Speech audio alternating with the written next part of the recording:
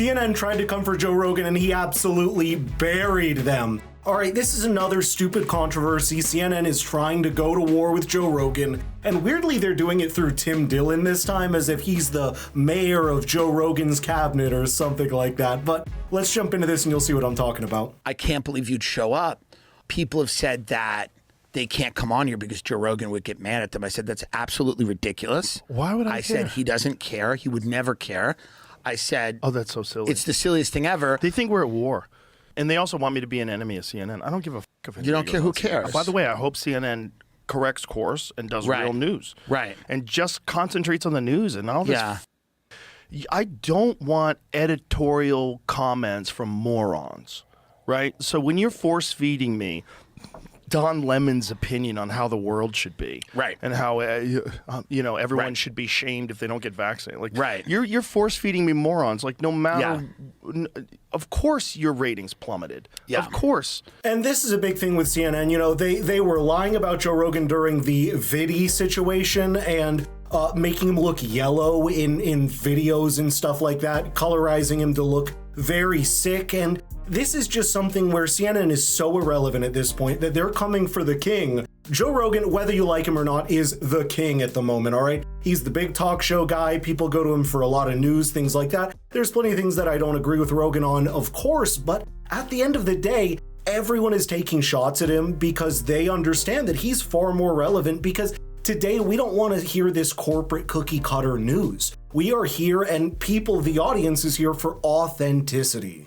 And you guys lied about so many fucking things and never corrected yourselves. Well, they're an arm of the Democratic National Committee. Sure. And they're an arm of that party. I mean, they're whether they are forced to be or whether they choose to be because they identify with being Democrat and they want to skew things completely towards the left. I don't know. I don't know what the answer to that is. All of the old Bush era neoconservative people who pushed the wars in Iraq and Afghanistan and the Patriot Act and Guantanamo Bay and all of this stuff all find homes usually on MSNBC or CNN advocating for war with Iran or an escalation in Ukraine. They always, so it's kind of... And it is really weird to see how that has escalated. All of these, in my opinion, just grifters trying to grift for the next war. I'll just tell you, my whole stance on it is all war is bad. I think people needlessly losing their lives over someone's ideological war, which it almost always is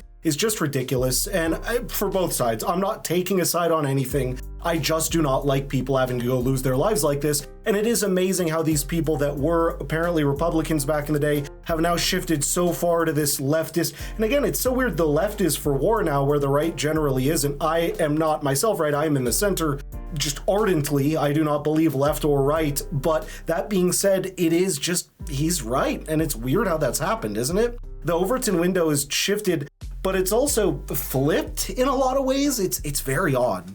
An establishment doesn't seem to they don't really care about party. Right.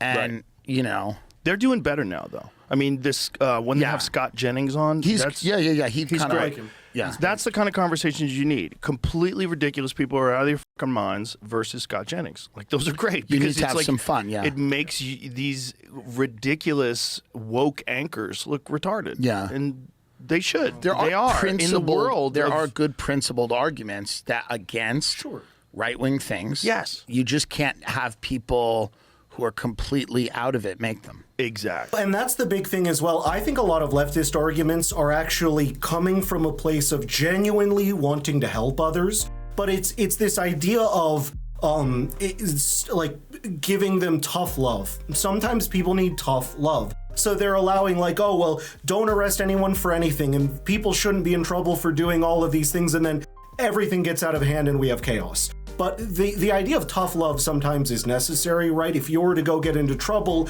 and be reprimanded and say, hey, don't do that again, it's like, okay, I learned my lesson. But the problem is they don't want people to learn their lesson or have any repercussions for doing anything negative. And that is a big problem, is because they're doing it out of a place of love. They're like, no one should ever go to prison or jail for anything. And that is a beautiful thought. The idea that no one ever has to be in trouble. The world can be perfect. oh, we can be communist, and in a communist society, everyone gets money and you get to work the job you want and you never have to work a day in your life. But they don't realize the reality of the world is things have to come from somewhere. People have to work on farms.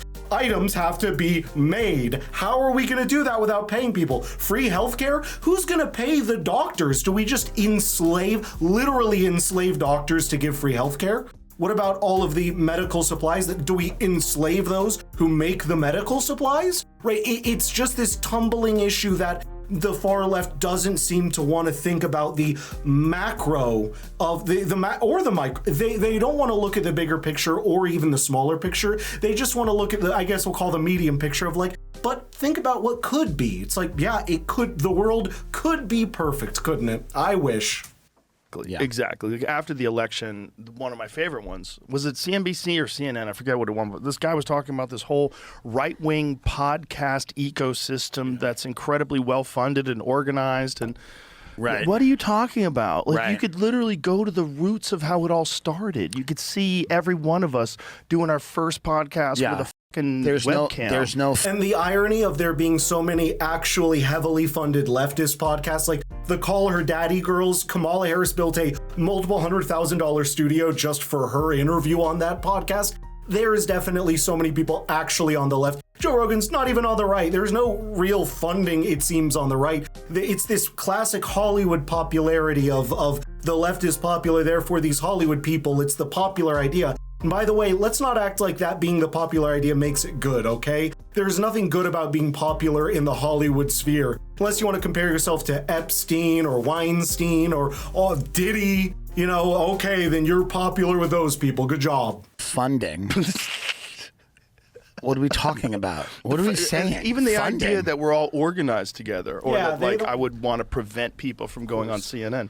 It's just silly. Could not care less. Because that's the way they operate. You always usually, a lot of times you end up accusing people of something you're doing. Right. So because you are familiar with that. So they're like, well, we have a top-down corporate oligarchy telling us what to do. Is that the way it works with you?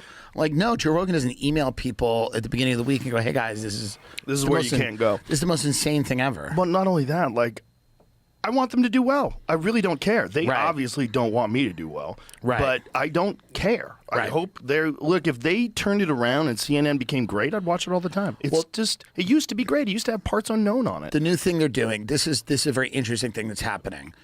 If somebody says something that they don't like and they can't immediately dismiss it, they go, but the fans of that thing are bad people. Right. This is an interesting attack point. They go, but somebody with a massive audience, if they find a sliver of that audience to be objectionable in any way. And I just want to add on to that, or if they hear a comment, they see a comment, it's like, oh, someone left a comment in your comment section. You must be bad. Your fault for that comment is so ridiculous, and it is so silly how things have devolved there. And it says a lot that Joe Rogan is altruistically being like, hey, I hope they do well. I would watch them if they did well. Best of luck to them. And then CNN is over there like, we can't have Rogan. Why is he getting views? We can't let him speak. It tells you so much that you need to know. Again, politics aside from this, just the personalities, the way people are speaking about each other, it should tell you all you need to know when one side is like, hey, best of luck to you. And the other side is like, I hate you so much. For what, by the way? Joe has never done anything to negatively affect CNN, honestly, other than calling them out for trying to negatively affect him. Isn't that crazy? They then go, well, the fans of that type of questioning are anti-Semitic or racist or something. Well, and they don't deal with the actual facts or the actual line of argumentation. Yeah, it's just a sneaky debate tactic. Right. When you're dealing with, I have 19 million YouTube subscribers. How can you nail that down to the fans? Right. You don't know. You're just talking out of your ass. This is a non-argument. It's a stupid point.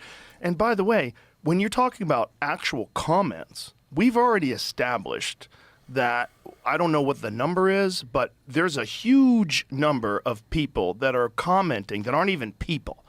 They're bots, state-sponsored bots. Yeah. They could be from Ukraine, they could be from America, they could be from Russia, they could be from Israel. And I want more of them. Yeah. So if they're a state-sponsored bot that can that can jack my ratings up. They can. That's a big thing I've been noticing. If you'll notice a lot in YouTube comments as well, there's bots being like, oh, hey, I'm sick, I need help. Weird things like that as well. Or just, bots being one way or another, positive or negative. There's definitely people on left and right, maybe even paying bots, to comment. So that's the thing. At the end of the day, this is not like the left is good and the right is, or the left is bad and the right is good, or the right is good and the left is bad. It is this concept of, we just need to be honest, folks. And that is what is not happening. And then you got CNN out here attacking Joe Rogan and through Tim Dillon in Tim Dillon's interview being like, well, Rogan must care so much if people come on our network. No, he doesn't care. No one cares about you, CNN. Sorry to break the news to you. Scott Jennings is the most interesting thing that's been on CNN in a very long time.